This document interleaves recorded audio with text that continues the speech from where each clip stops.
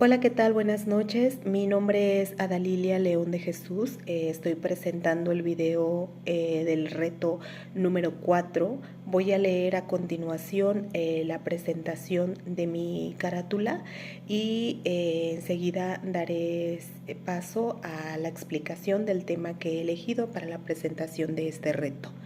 El nombre de la universidad es Universidad Virtual del Estado de Guanajuato.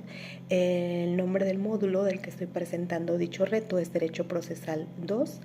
El nombre del reto es Legón-Adalilia-Reto 4-Unidad 2. El nombre de mi asesor es el licenciado Gerardo Esparza Rubio. Mi número de matrícula es 22010098 y la fecha en la que estoy presentando dicho video es el día de hoy, 18 de agosto del 2024. El tema que he elegido para la presentación de este video es el tema número 1, que habla sobre el juicio del estado de interdicción. Nos piden plantear o resolver dos planteamientos. El primer planteamiento menciona que realicemos un análisis comparativo en el que expongamos los aspectos más relevantes del juicio especial de la declaración del estado de interdicción entre los estados de Guanajuato y Tamaulipas. Para ello he consultado los códigos de procedimientos civiles de cada uno de los estados y voy a iniciar explicando lo referente al Código Procesal Civil del estado de Guanajuato.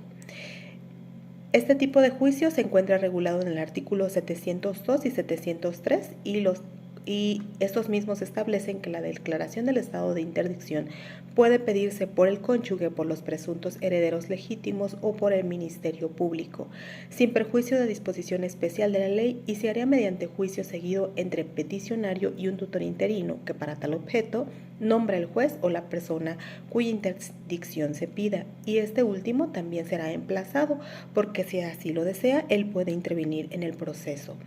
Una vez que se presenta la demanda en el Código Civil Código de Proceso Civil del Estado de Guanajuato, el juez debe girar un oficio al registrador público para que se cerciore que no haya nombramiento alguno de un tutor autodesignado, y si existiera tutor se le llamará a juicio.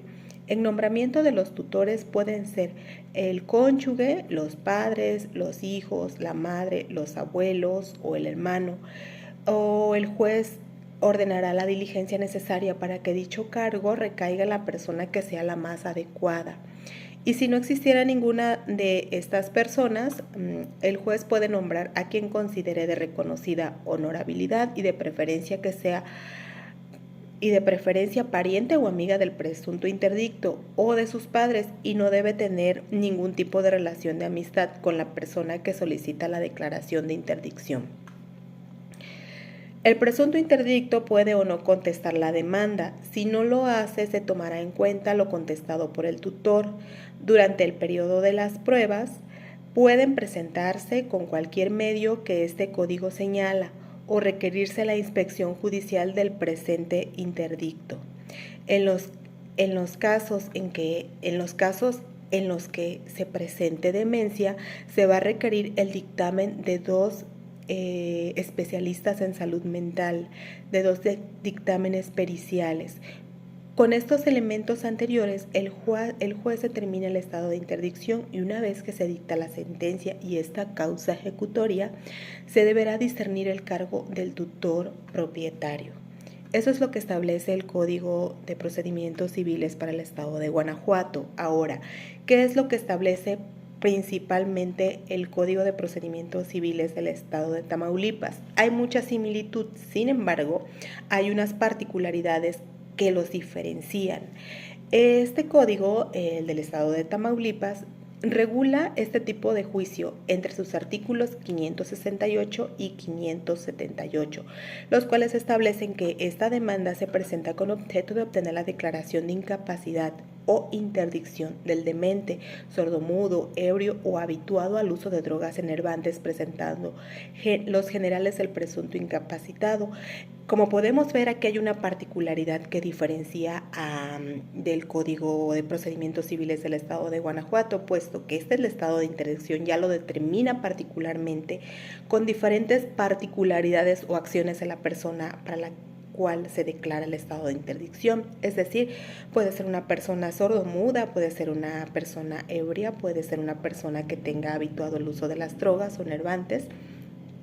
Y la presentación de este juicio se hace de manera formal, presentando los generales que tenía la persona cuya interdicción se va a solicitar. ¿Cuáles son los hechos que motivan esta demanda? ¿Cuál es el diagnóstico y pronóstico de la enfermedad formulada por el facultativo que lo asiste? Especificación de los bienes conocidos como propiedad del incapaz, también hay que especificar esa parte. El parentesco o vínculo que une al promovente con el presunto incapacitado. Una vez recibida la demanda, el juez dispondrá que se notifique al Ministerio Público, nombrará al incapacitado o tutor interino para que tal efecto pueda ser el cónyuge, el padre, la madre, los abuelos, hermanos de este incapacitado, y si no los hubiera, también de igual forma se nombrará una persona de reconocida honorabilidad y que además importante no tenga ningún tipo de relación de amistad con el promovente. Si existe demencia, se dispondrá de 2 psiquiatras y si no los hay, de 2 peritos médicos que examinen al incapacitado y emitan opinión acerca de sus condiciones. Puede el juez requerir la opinión preliminar al cónyuge y a los parientes y que se practique el examen en presencia del juez del Ministerio Público. Todos estos honorarios de los médicos y peritos tendrán que ser cubiertos previamente por el promovente. Como podemos observar, a diferencia del Código del Estado de Guanajuato, aquí sí se especifica en qué momento se tienen que cubrir los honorarios de los especialistas y de igual forma coincide en el aspecto de que el tutor tiene que ser una persona familiar del presunto interdicto o bien una persona de respetable honorabilidad. Una vez que el juez recibe el informe médico, tomará las medidas de protección personal del incapaz, cumplidos los trámites que se establecen, y si el juez tuviera la convicción del estado de incapacidad de esta persona, la declarará así y preverá la tutela y nombrará un curador que vigile los actos del tutor en la administración de los bienes y cuidados de la persona. Las declaraciones que el juez hiciera en esta materia, así como las medidas dispuestas, no pasarán nunca por autoridad de cosa juzgada, pudiendo ser revisadas en cualquier momento en que varíen las circunstancias. Es decir, si estamos hablando de una persona que tiene problemas de salud mental, quizás con un proceso y un tratamiento adecuado pueda mejorar su estado de independencia jurídica. Es decir, si esas circunstancias varían, quiere decir que se puede revisar y reevaluar este estado de interdicción. Esa es una diferencia muy marcada entre el Código de Guanajuato y el Código del Estado de Tamaulipas. Eso también es importante. Cada año menciona que será un examen del declarado en este estado de interdicción y el tutor que no promueva este examen será separado de su cargo. La sentencia que resuelva la demanda de interdicción es apelable en ambos efectos. La interdicción se revocará cuando cese la causa que lo motivó. Es decir, si esta persona se somete a un tratamiento correcto y logra sanar su salud mental, es decir, entonces podría ser la interdicción revocada. El que promueva dolosamente el juicio de interdicción responderá civilmente de los daños y perjuicios que causa el supuesto incapaz y se le impondrá una multa hasta por el importe de 60 días de salario mínimo. En este código se establece que quien lo haga con dolo tendrá una sanción y una penalización por el daño de haber hecho esta situación. Los gastos que ocasiona el procedimiento serán pagados con cargo al patrimonio del incapacitado y si no los hay, al del promovente. Básicamente eso es lo que establece el Código Civil del Estado de Guanajuato. Hay una diferencia del Estado de Tamaulipas y hay una diferencia establecida entre un código y otro respecto a que el estado de interdicción puede ser revocable para el Estado de Tamaulipas si las condiciones que lo provocaron cesan. El segundo cuestionamiento nos pide que identifiquemos y describamos los juicios especiales contenidos en el Código de Procedimientos Civiles del Estado de Tamaulipas. Hay 2 juicios especiales, uno de ellos es el juicio hipotecario y ese se encuentra regulado en el artículo 530 al 542 y son promovidos con el objeto de exigir el pago de la prelación de un crédito garantizado con hipoteca. Para que proceda el juicio hipotecario deben reunirse los siguientes requisitos: que el crédito conste en escritura pública o privada según su cuantía, las cuales deberán estar debidamente registradas, que sea de plazo cumplido o que deba anticiparse conforme al contrato de hipoteca o la ley. Presentado el escrito de demanda, acompañado del documento respectivo, el juez encuentra que se reúnen los requisitos. Si el juez encuentra que se reúnen los requisitos fijados por este artículo, dictará auto dando entrada a la demanda y admitiendo la vía hipotecaria. El actor presentará certificado del registro público de la propiedad, en el que constará en su caso los gravámenes que reporta la finca. Si de él aparecen otros acreedores, se les citará personalmente de inmediato para que comparezcan a deducir sus derechos, si así les conviene, y por intervenir en su caso en el avalúo. Si en la sentencia se declara procedente la vía hipotecaria, se demandará proceder al remate de los bienes hipotecados. La sentencia será apelable solo en el efectivo devolutivo y en el caso para procedentes del remate. Deberán otorgarse previamente fianzas. No es válida la estipulación contractual que revele de la obligación de otorgar fianza cuando se interponga la apelación, si en la sentencia se resolviera que no ha procedido la vía hipotecaria, se reservarán al actor sus derechos para que lo ejercite en la vía y forma que corresponde. Otro tipo de juicio especial que se encuentra regulado en el Código de Procedimientos Civiles del Estado de Tamaulipas es el juicio de desahucio. Ese se encuentra regulado en el artículo 543 al 556.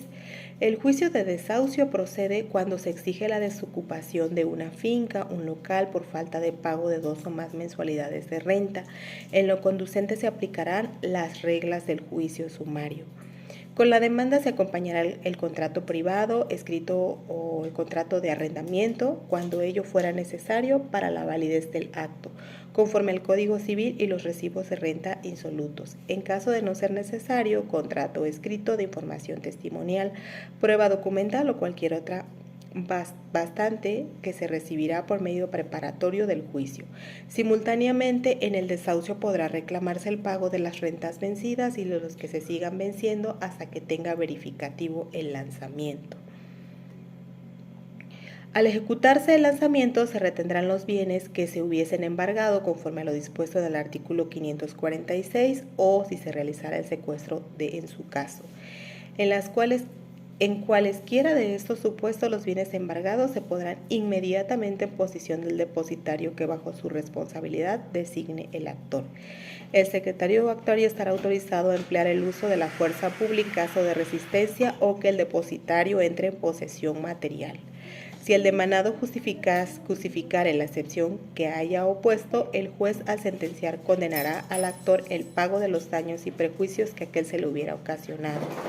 Tratándose de las cosas muebles que sea material del contrato de alquiler o de la provincia, en la provincia se reducirá únicamente a la entrega de la cosa alquilada. Esos son dos juicios especiales estipulados en el Código de Procedimientos Civiles para el Estado de Tamaulipas, y con esta información termino el video con los cuestionamientos que se nos solicitan. Por toda su atención, muchas gracias.